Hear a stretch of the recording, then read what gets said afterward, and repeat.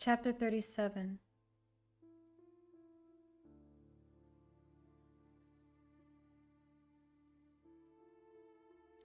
I knew something like this would happen, 𝘕𝘰𝘠𝘕 said. That was how the trouble started. I knew when she married you. You'll have all the grief you can stand and more, I said. And look at this. Look at this mess. Louis looked slowly around at his father-in-law, who had appeared before him like some malign jack-in-the-box in a skull cap. And then, instinctively, he looked around at where Rachel had been. By the book, on the stand, the afternoon shift was hers by default, but Rachel was gone. The afternoon viewing had been less crowded, and after half an hour or so, Louis had gone down to the front row of seats and sat there on the aisle, aware of very little, only peripherally aware of the cloying stink of the flowers, except the fact that he was very tired and sleepy. It was only partly the beer, he supposed. His mind was finally ready to shut down. Probably a good thing. Perhaps after 12 or 6 hours of sleep, he would be able to comfort Rachel a little. After a while, his head had sunk until he was looking at his hands, loosely linked between his knees. The hum of voices near the back was soothing. He had been relieved to see that Erwin and Dory weren't here when the four of them returned from lunch, but he should have known their continued absence was too good to be true. Where's Rachel? Louis asked now. With her mother, where she should be. Goldman spoke with the steady triumph of a man who had closed a big deal. There was scotch on his breath, a lot of it. He stood before Louis like a banty little district attorney before a man in the bar of justice, a man who was patently guilty. He was unsteady on his feet. What did you say to her? Louis said, feeling the beginnings of alarm now. He knew Goldman had said something. It was in the man's face. Nothing but the truth. I told her this is what it gets you, marrying against your parents' wishes. I told her. Did you say that? Louis asked incredulously. You didn't really say that, did you? That and more, 𝘕𝘰𝘠𝘕 said. I always knew it would come to this or something like it. I knew what kind of a man you were the first time I saw you. He leaned forward, exhaling scotch fumes. I saw through you, you prancing little fraud of a doctor. You enticed my daughter into a stupid, feckless marriage, and then you turned her into a scullery maid, and then you let her son be run down in the highway like a chipmunk. Most of this went over Louis's head. He was still groping with the idea that this stupid little man could have. You said that to her? he repeated. You said it? I hope you rot in hell, Goldman said, and heads turned sharply toward the sound of his voice. Tears began to squeeze out of 𝘰𝘠𝘬𝘵𝑗𝑠 bloodshot brown eyes. His bald head glowed under the muted fluorescent lights. You made my wonderful daughter into a scullery maid, destroyed her future, took her away, and let my grandson die a dirty death in a country road.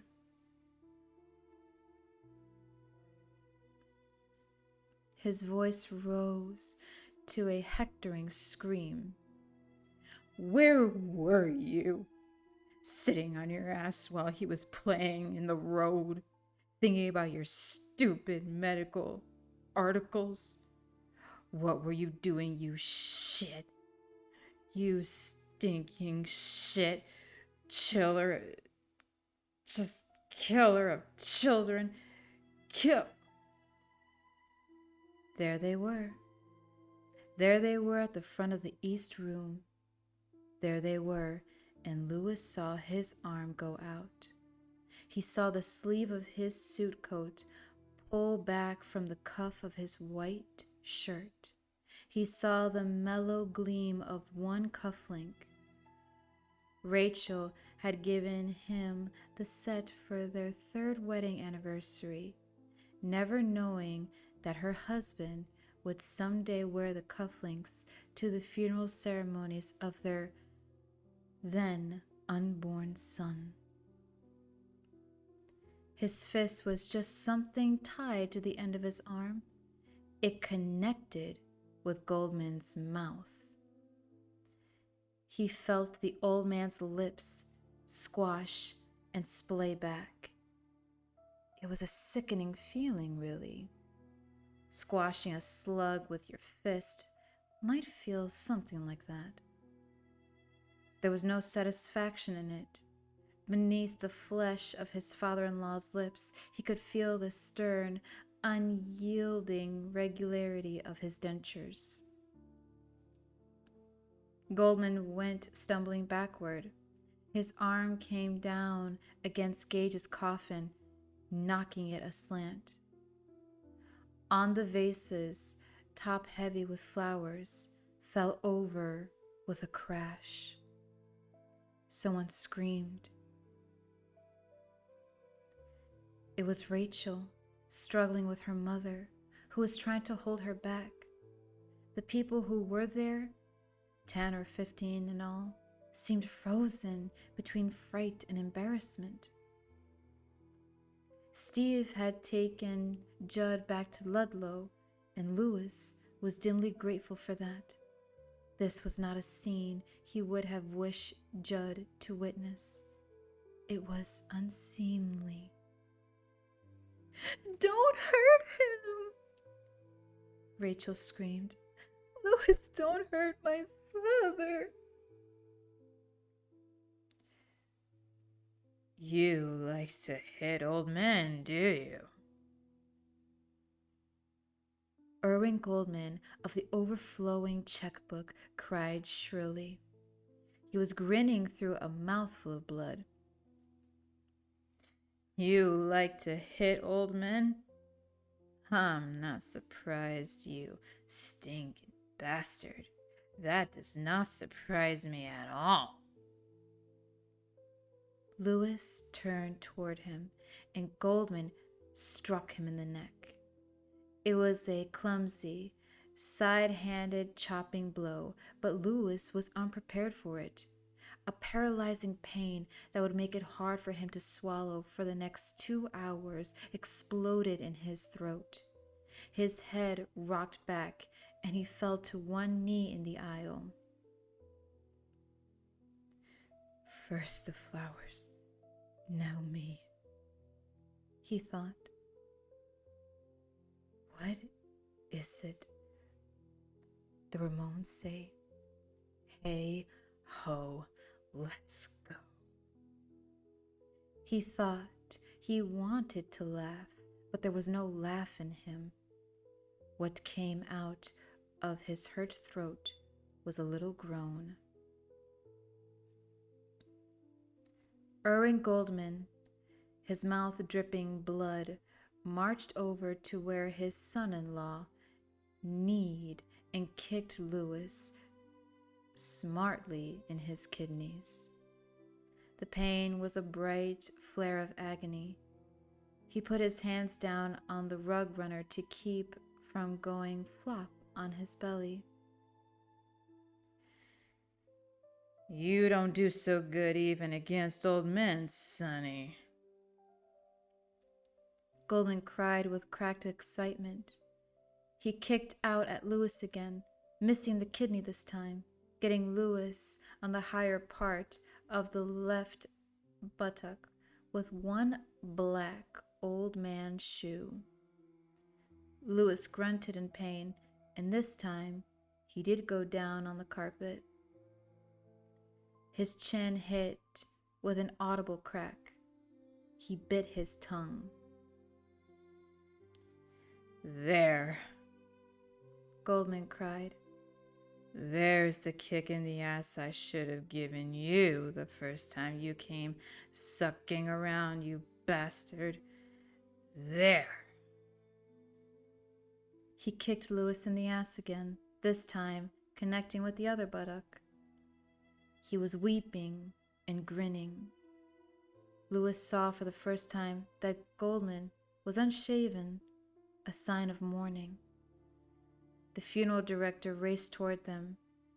Rachel had broken Mrs. Goldman's hold and was also racing toward them, screaming. Louis rolled clumsily over on his side and sat up. His father-in-law kicked out at him again, and Louis caught his shoe in both hands.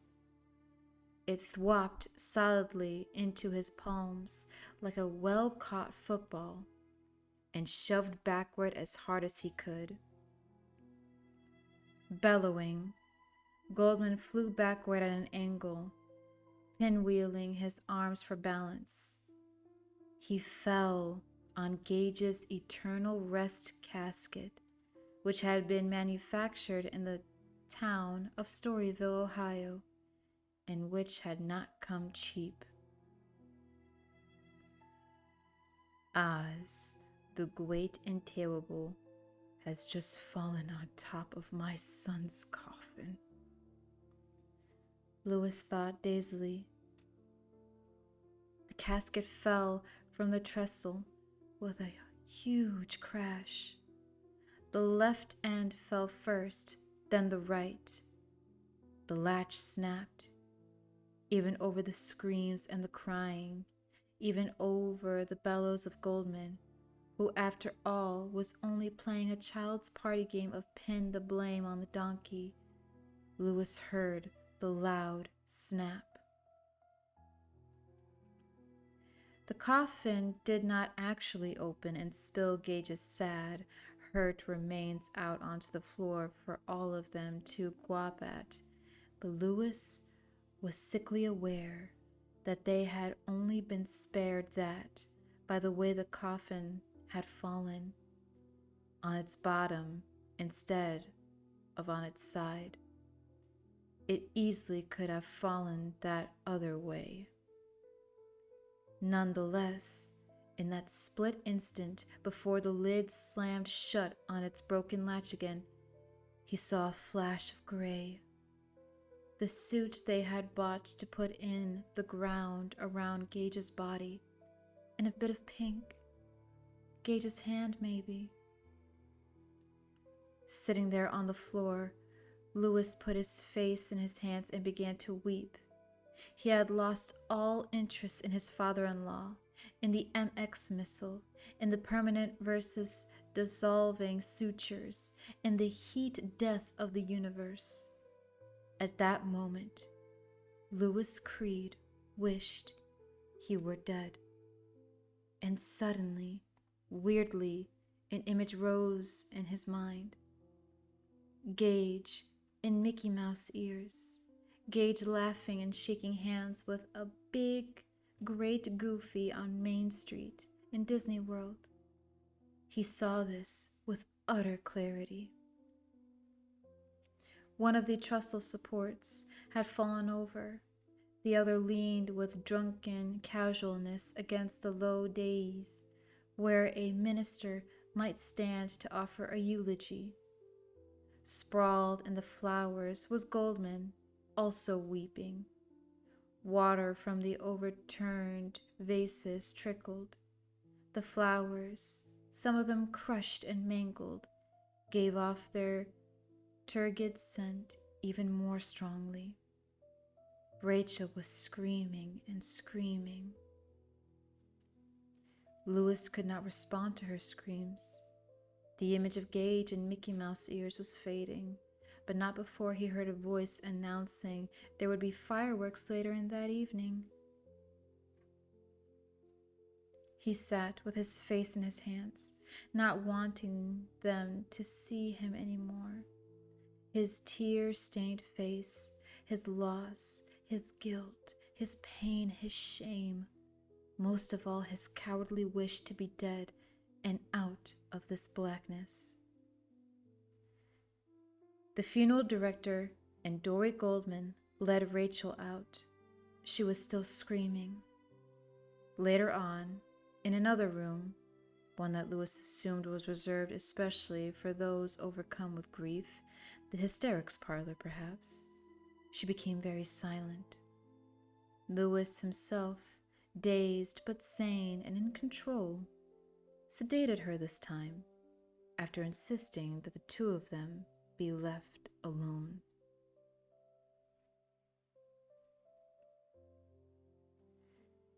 At home, he led her up to bed and gave her another shot.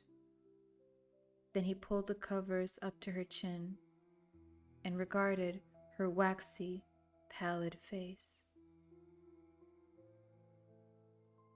"Rachel, I'm sorry," he said. "I'd give anything in the world to take that back." "It's all right," she said in a strange, flat voice, and then rolled over on her side, turning away from him. He heard the tired old question, "Are you all right?" rising to his lips and pushed it back. It wasn't a true question. It wasn't what he really wanted to know.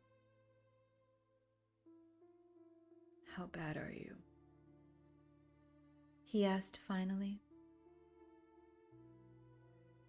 "Pretty bad, Louis," she said, and then uttered a sound that could have been a laugh.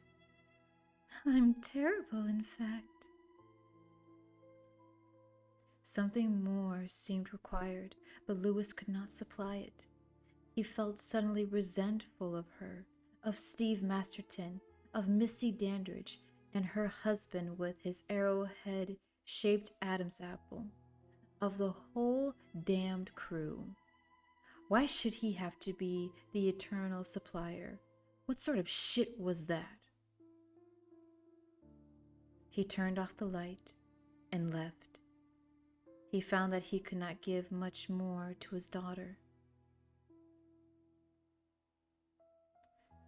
For one wild moment, regarding her in her shadowy room, he thought she was Gage.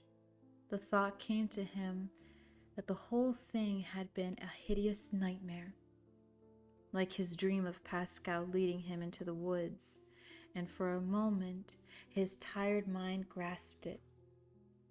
The shadows helped. There was only the lifting light of the portable TV that Judd had taken up for her to pass the hours, the long, long hours. But it wasn't Gage, of course. It was Ellie, who was now not only grasping the picture in which she was pulling Gage on the sled, but sitting in Gage's chair. She had taken it out of his room and brought it into hers. It was a small director's chair with a canvas seat and a canvas strip across the back. Stenciled across the strip was Gage. Rachel had mail-ordered 4 of these chairs. Each member of the family had one with his or her name stenciled on the back. Ellie was too big for Gage's chair. She was crammed into it, and the canvas bottom bulged downward dangerously. She held the Polaroid picture to her chest and stared at the TV, where some movie was showing. "Ellie," he said, snapping off the TV. "Bedtime." She worked her way out of the chair, then folded it up. She apparently meant to take the chair into bed with her. Louis hesitated, wanting to say something about the chair, and finally settled on, "Do you want me to tuck you in?" "Yes, please," she said. Would you want to sleep with Mommy tonight?" "No, thanks." "You sure?" She smiled a little. "Yes. She'll steal the covers." Louis smiled back. "Come on, then." Instead of trying to put the chair in bed with her, Ellie unfolded it by the head of her bed, and an absurd image came to Louis. Here was the consulting room of the world's smallest psychiatrist. She undressed, putting the picture of her and Gage on her pillow to do it. She put on her baby doll pajamas, picked up the picture, went into the bathroom, put it down to wash up, brush, floss, and to take her fluoride tablet. Then she picked it up again and got into bed with it. Louis sat down beside her and said, "I want you to know, Ellie, that if we keep on loving each other, we can get through this." Each word was like moving a handcar loaded with wet bales, and the total effort left Louis feeling exhausted. "I'm going to wish really hard," Ellie said calmly, "and pray to God for Gage to come back." "Ellie, God can take it back if he wants to," Ellie said. "He can do anything he wants to." "Ellie, God doesn't do things like that," Louis said uneasily, and in his mind's eye he saw Church squatting on the closed lid of the toilet, staring at him with those muddy eyes as Louis lay in the tub. "He does so," she said. "In Sunday school, the teacher told us about this guy, Lazarus. He was dead, and Jesus brought him back to life. He said, 'Lazarus, come forth.' And the teacher said, if he just said, 'Come forth,' probably everybody in that graveyard would have come out. And Jesus only wanted Lazarus." An absurdity popped out of his mouth, for the day had sung and gibbered with absurdity. "That was a long time ago, Ellie." "I'm going to keep things ready for him," she said. "I've got his picture, and I'm going to sit in his chair." "Ellie, you're too big for Gage's chair," Louis said, taking her hot, feverish hand.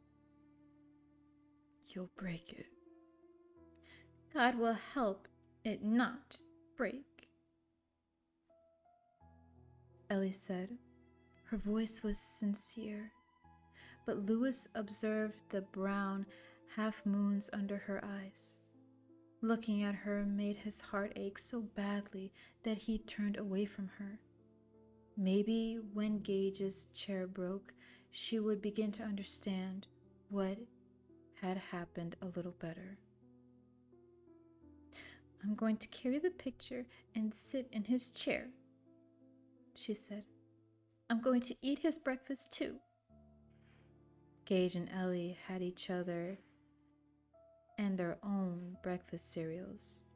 Gage's, Ellie had once claimed, tasted like dead boogers. If 𝘠𝘕𝘤𝘪𝘴 was the only cereal in the house, Ellie would sometimes eat a boiled egg or nothing at all. I'll eat lima beans, even though I hate them, and I'll read all of Gage's picture books, and I'll, get things ready, in case. She was crying now. Louis did not try to comfort her, but only brushed her hair back from her forehead. What she was talking about made a certain crazed sense. Keeping the lines open, keeping things current, keeping Gage in the present, in the hot 100, refusing to let them recede. Remember when Gage did this or that. Yeah, that was great. Good old Gage, what a kid. When it started not to hurt, it started not to matter. She understood, perhaps, Louis thought, how easy it would be to let Gage be dead. Ellie, don't cry anymore, he said. This isn't forever. She cried forever, for 15 minutes. She actually fell asleep before her tears stopped, but eventually she slept, and downstairs the clock struck 10 in the quiet house.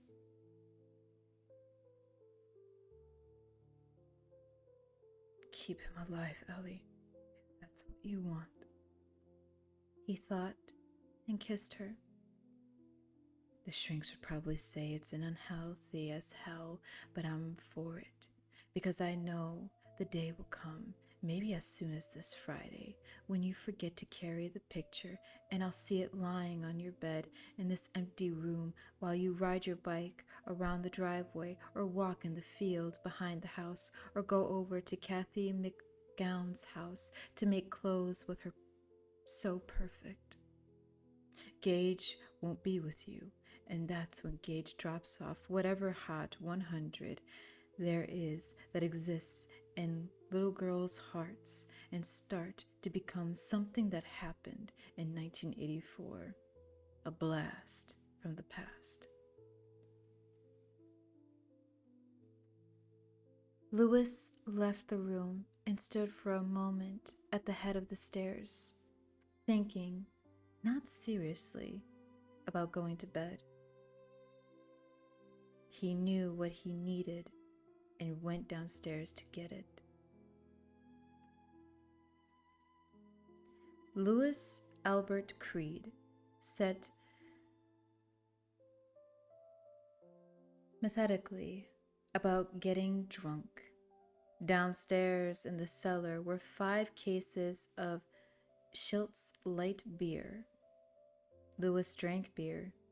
Judd drank it. Steve Masterton drank it.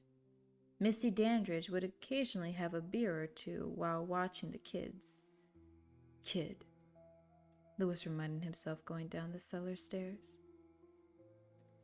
Even Charlton, on the few occasions she had come over to the house, preferred a beer, as long as it was a light beer, to a glass of wine. So, one day last winter, Rachel had gone out and bought a staggering 10 cases when 𝘾𝘲𝘬𝘗 went on sale at the 𝘈𝘄𝐴&P. Stop you running down to Julio's in Orrington every time somebody drops in, she had said. And you're always quoting Robert Parker to me, love. Any beer that's in the refrigerator after the store closes is a good beer, right? So drink this and think about the dough you're saving. Last winter, when things had been okay. When things had been okay. It was funny how quickly and easily your mind made that crucial division. Louis brought up a case of beer and shoved the cans into the fridge. Then he took one can, closed the refrigerator door, and opened the beer. Church came oiling slowly and rustily out of the pantry at the sound of the refrigerator door and stared inquiringly up at Louis. The cat did not come too close. Louis had perhaps kicked it too many times. Nothing for you, he told the cat. You had your can of 𝘰𝘠 today. If you want something else, go kill a bird. Louis stood there, looking at him.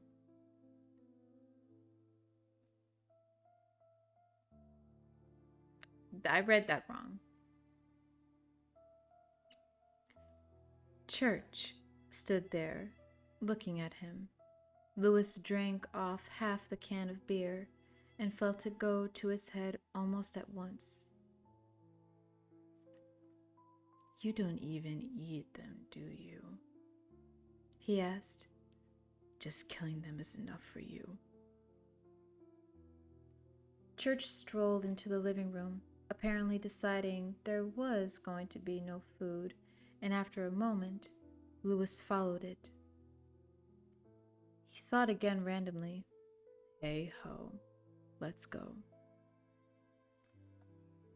Louis sat down in his chair and looked at Church again. The cat was reclining on the rug by the TV stand, watching Louis carefully, probably ready to run if Louis should suddenly become aggressive and decide to put his kicking foot in gear. Instead, Louis raised his beer. To Gage, he said, to my son, who might have been an artist or an Olympic swimmer or the motherfucking president of the United States. What do you say, asshole? Church regarded him with those dull, strange eyes. Louis drank off the rest of his beer in big gulps that hurt his tender throat, arose, went to the fridge, and got a second one. By the time Louis had finished 3 beers, he felt that he had some sort of equilibrium for the first time that day. By the time he had gotten through the first 6-pack, he felt that sleep might actually be possible in another hour or so. He came back from the fridge with his 8th or 9th. He had really lost count by then and was walking on a slant, and his eyes fell on Church. The cat was dozing, or pretending to, on the rug now. The thought came so naturally that it surely must have been there all along, simply waiting its time to come forward from the back of his mind. When are you going to do it? When are you going to bury Gage in the annex to the pet cemetery? And on the heels of that, Lazarus, come forth. Ellie's sleepy, dazed voice. The teacher said if he just come forth, probably everybody in that graveyard would have come out. A chill of such elemental force struck him that Louis clutched himself at the shudder twisted through his body. He suddenly found himself remembering Ellie's first day of school, how Gage had gone to sleep on his lap while he and Rachel were listening to Ellie prattle on about old MacDonald and Mrs. Berryman. Jesus. He had said, "Just let me put the baby to bed."